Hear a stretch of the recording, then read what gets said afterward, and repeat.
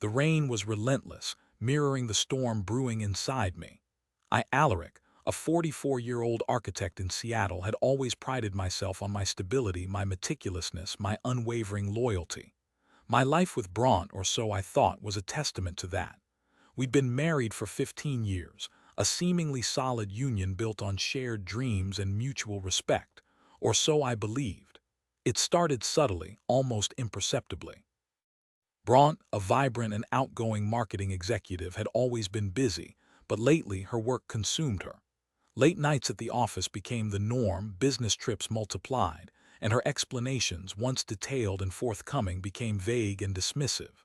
I chalked it up to a demanding new project, a temporary surge in her workload. I wanted to be supportive, to be the understanding husband. I was so blind. The first real crack in the facade appeared during our anniversary dinner. I had booked a table at the Pink Door, her favorite Italian restaurant. I even managed to snag a reservation with a view of Elliott Bay. But Bronte was distracted, her eyes constantly darting to her phone, her fingers fidgeting nervously. She barely touched her pasta, and her responses to my attempts at conversation were curt and dismissive. "Just a lot on my mind, Alaric," she'd said, her voice strained. "Work stuff." Later that night, after Bronte had fallen asleep, her phone buzzed on the nightstand. Curiosity, a feeling I hadn't experienced in years, gnawed at me. I knew I shouldn't, but I reached for it. It was a text message from an unknown number. "Can't stop thinking about last night. Meet me tomorrow." My heart hammered in my chest. My breath hitched in my throat.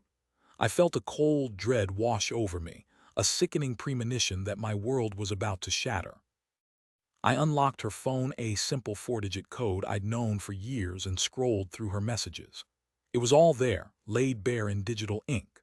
A torrent of illicit exchanges, passionate declarations, and clandestine rendezvous.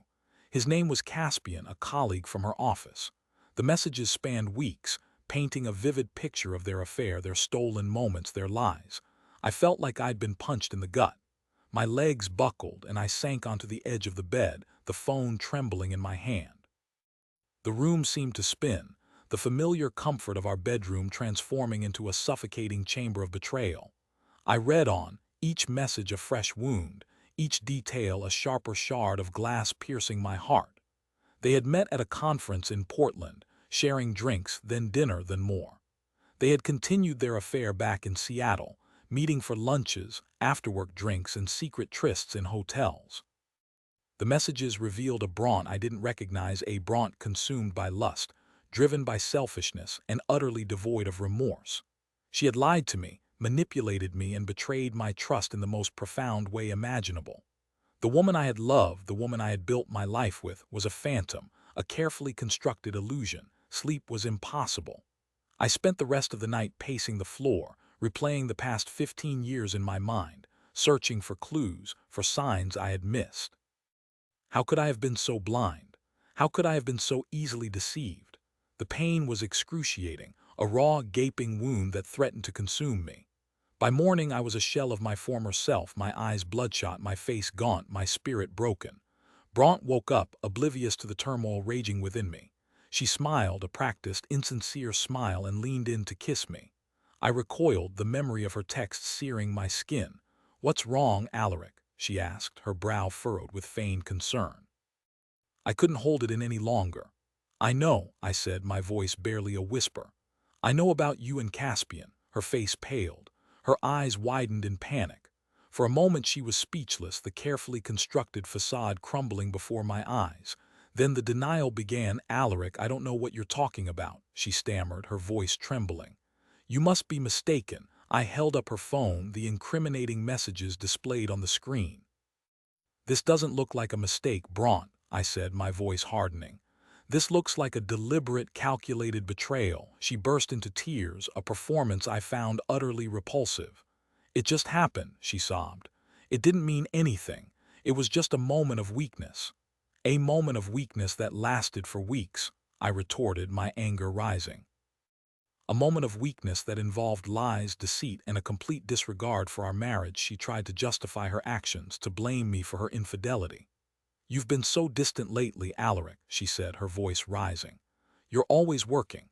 You never pay attention to me, that's a lie, Bronte, I countered. I've always been there for you, I've always supported you, I've always loved you. And this is how you repay me. The argument escalated, fueled by anger, pain, and resentment. Bronte continued to deny, to minimize, to deflect. She tried to gaslight me, to make me question my own sanity. But I wouldn't let her. I had the proof. I had the truth. I want you out, I said, my voice cold and resolute. I want you out of this house, out of my life. She pleaded, she begged, she promised to change. But it was too late. The trust was shattered, the love was gone. All that remained was a hollow shell of what once was. Bronte moved out that day, taking with her a suitcase full of clothes and a lifetime of broken promises. I was left alone in the house, surrounded by the ghosts of our past, the remnants of a life that had been irrevocably destroyed. The following weeks were a blur of pain, grief, and anger. I couldn't eat, I couldn't sleep, I couldn't function. I withdrew from my friends, my family, my work.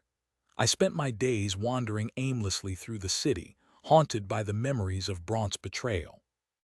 I considered revenge, fantasizing about confronting Caspian, about exposing their affair to the world.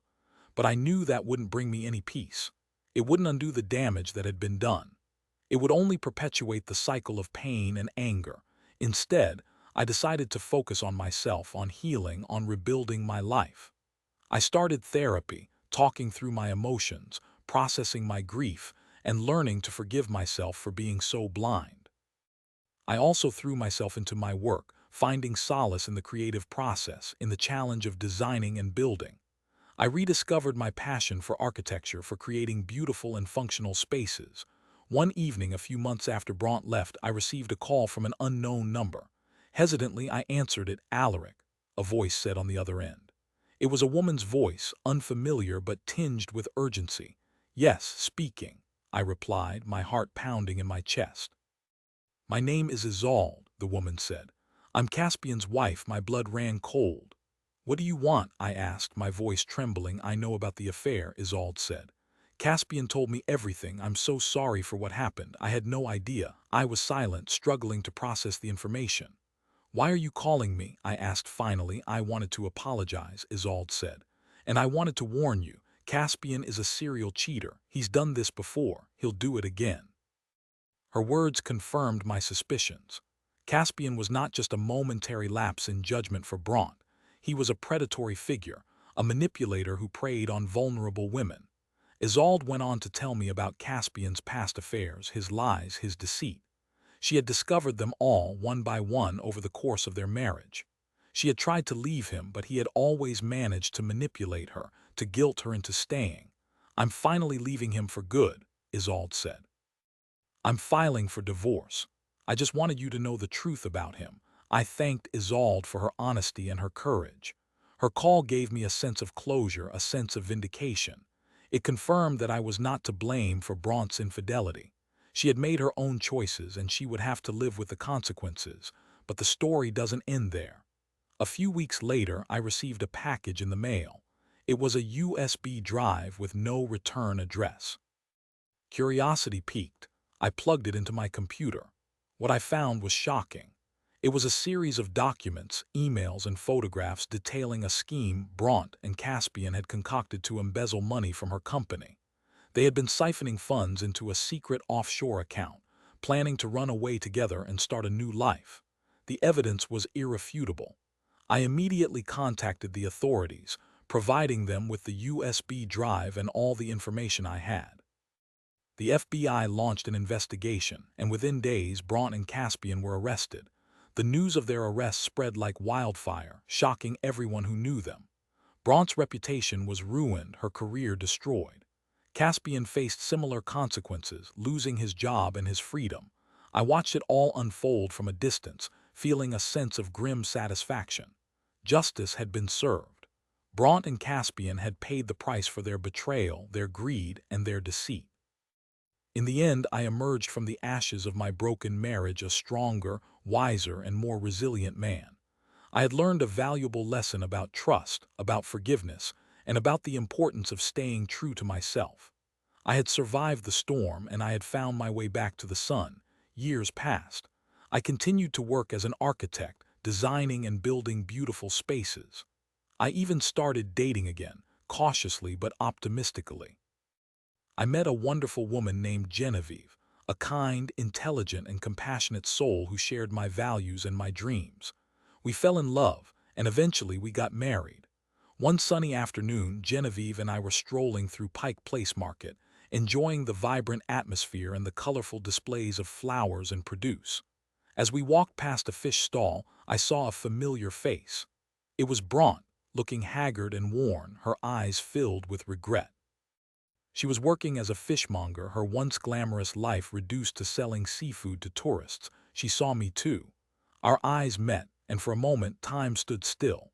I saw the shame in her eyes, the recognition of the life she had lost, the happiness she had thrown away. I felt a pang of pity for her, but it was fleeting. She had made her choices, and she was now living with the consequences. I nodded curtly, then turned away, walking hand in hand with Genevieve, my heart filled with gratitude for the life I had rebuilt, the love I had found, and the peace I had finally achieved. That, my friend, is the story of how my life was shattered by betrayal, and how I emerged from the wreckage a stronger, better man. Remember, even in the darkest of times, there is always hope for a brighter future. Never give up on yourself, and never let the actions of others define who you are. Stay strong, stay true, and never lose faith in the power of love and forgiveness. And always, always trust your gut feeling, because sometimes the things we don't want to see are right in front of our eyes, waiting to destroy us.